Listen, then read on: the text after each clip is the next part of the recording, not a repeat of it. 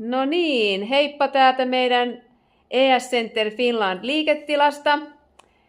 Ja nyt tää on todellakin aivan valmis ja siihen meni semmonen reilu pari kuukautta. Ja me ilmoitetaan piakkoin sosiaalisessa mediassa, että milloin on avajaiset ja sitten samalla me myös julkaistaan meidän ihanat kotisivut. Joten tervetuloa sitten tänne kaikki joukolla katsomaan ja rentoutumaan ja ottamaan hoitoa sitten samalla.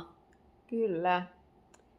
Kyllä, tänne ihanaan tunnelmalliseen meidän tykemme tänne.